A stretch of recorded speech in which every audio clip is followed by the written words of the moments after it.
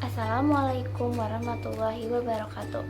Perkenalkan, kami dari kelompok 15 ingin mempresentasikan mengenai konsep pelaporan keuangan sektor publik. Perkenalkan, nama saya Palutismatul Maula dan teman saya. Saya Fadilatus Sadia dengan nomor NIM 2010-11-27777. Unsur-unsur laporan keuangan pemerintah. Yang pertama ada laporan realisasi anggaran, di mana di dalamnya menggambarkan antara perbandingan anggaran dan realisasi dalam satu periode pelaporan. Yang kedua ada laporan surplus atau defisit, di mana di dalamnya menyajikan informasi kenaikan atau penurunan saldo anggaran tahun ini dengan tahun sebelumnya. Yang ketiga ada neraca, di mana di dalamnya menggambarkan posisi keuangan suatu entitas pelaporan mengenai aset, kewajiban, dan ekuitas pada tanggal tertentu. Yang keempat itu sebagai kelangsungan organisasi, di mana laporan keuangan digunakan untuk mengetahui secara langsung apakah organisasi tersebut masih mampu untuk menyediakan barang dan jasa atau tidak. Yang kelima, hubungan dengan masyarakat, di mana laporan keuangan juga memberikan kesempatan bagi organisasi untuk go public, atau dengan kata lain menunjukkan prestasinya di depan masyarakat umum. Yang keenam, sebagai sumber fakta dan gambaran, di mana laporan keuangan menggambarkan kondisi perusahaan yang sebenarnya.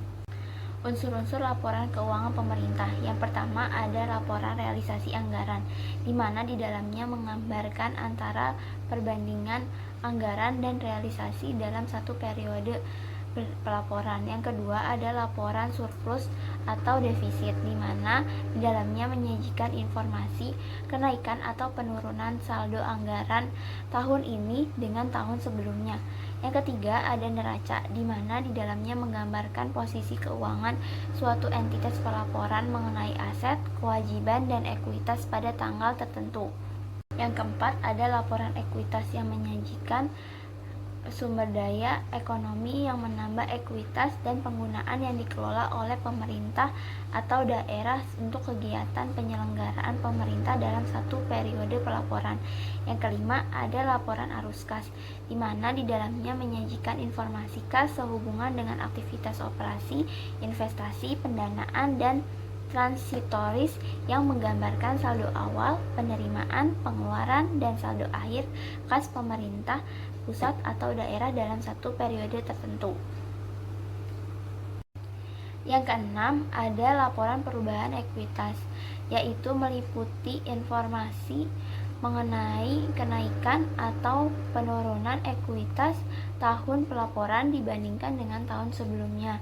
Yang ketujuh ada catatan atas laporan keuangan, di mana di dalamnya meliputi penjelasan naratif atau rincian dari angka-angka yang tertera dari 6 laporan yang telah saya sebutkan tadi. Laporan keuangan sektor publik. Laporan keuangan sektor publik merupakan laporan yang menyediakan informasi mengenai sumber alokasi dan penggunaan sumber daya keuangan atau finansial. Informasi yang berguna untuk mengevaluasi kemampuan entitas dalam pendanaan aktivitasnya dan memenuhi kewajiban serta komitmen untuk mengevaluasi kinerja dalam bidang jasa, efisien, dan pencapaian tujuan. Selanjutnya itu ada perbedaan pengelola laporan keuangan oleh institusi pemerintah atau swasta. Yang pertama itu dari laporan keuangan sektor publik itu fokus finansial dan politik, sedangkan laporan keuangan sektor publik itu fokusnya kepada finansial. Untuk kinerja diukur secara finansial dan non-finansial. Untuk swasta sebagian besar kinerja diukur secara finansial. Untuk sektor publik pertanggungjawaban kepada parlemen dan masyarakat luas, sedangkan untuk swasta pertanggungjawabannya kepada pemegang saham atau kreditur. Fokus untuk sektor publik itu pada organisasi, sedangkan swasta itu secara keseluruhan. Untuk secara melihat ke masa depan, sedangkan sektor swasta itu tidak dapat melihat masa depan secara detail. Untuk pelaporan ditentukan oleh Departemen Keuangan untuk sektor publik, sedangkan sektor swasta aturan pelaporan ditentukan oleh Undang-Undang Standar Akuntansi, Pasar Modal, dan Praktek Akuntansi. Laporan keuangan sektor publik itu berbasis kas, sedangkan sektor swasta itu aktual accounting. Proses siklus akuntansi keuangan sektor publik, yang pertama itu tahap pencatatan, mulai dari dokumen, lalu jurnal, lalu diposting ke buku besar. Untuk tahap yang kedua itu tahap pengisi harian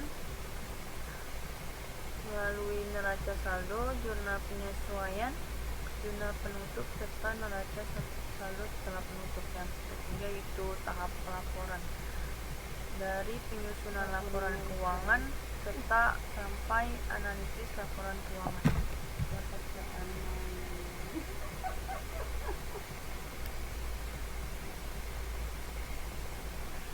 Selanjutnya itu adanya teknik laporan keuangan sektor publik, terdiri dari akuntansi anggaran.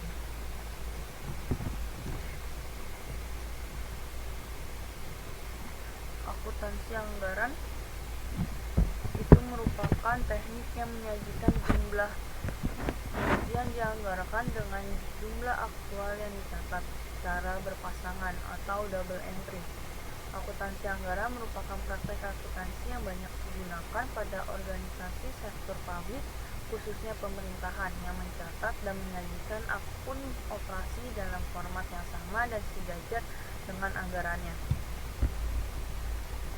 Alasan yang melatar belakangi teknik akuntansi anggaran yaitu realisasi harus selalu dibandingkan sehingga dapat dilakukan tindakan koreksi apabila terdapat varians atau selisih.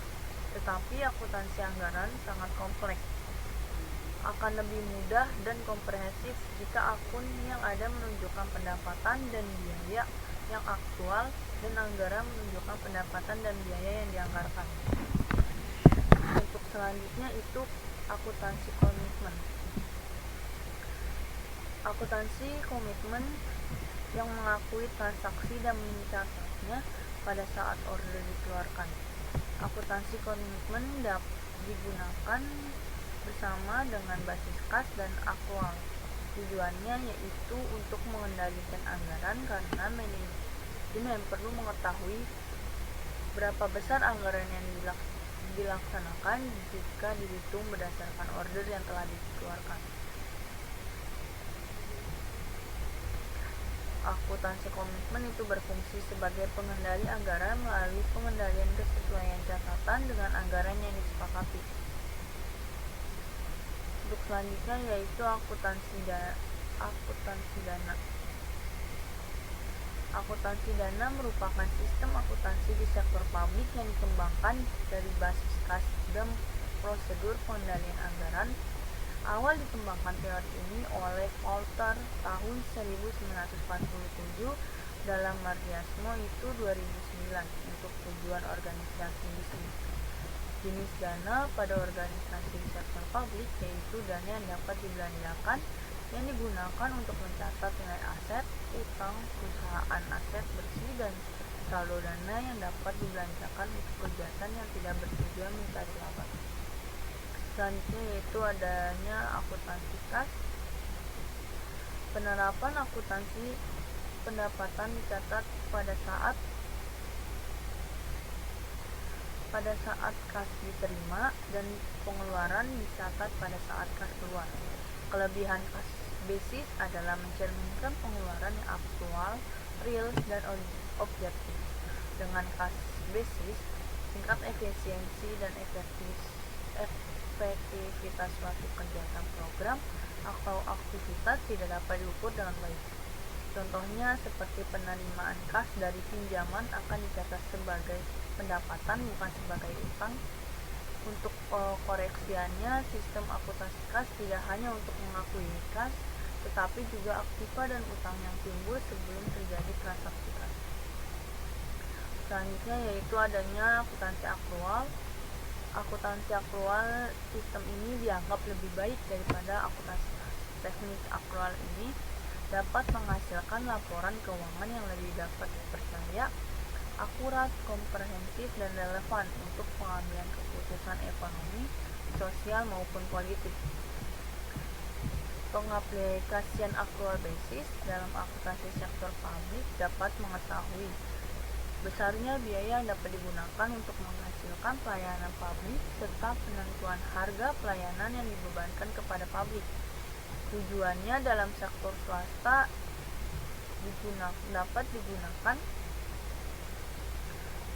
dapat digunakan untuk mengetahui dan membandingkan besarnya biaya terhadap pendapatan.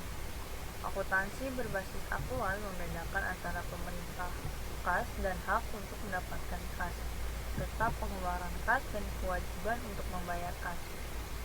Oleh karena itu, dengan sistem akrual, pendapatan dan biaya diakui pada saat diperoleh atau terjadi tanpa memandang apakah kas sudah diterima atau dikeluarkan.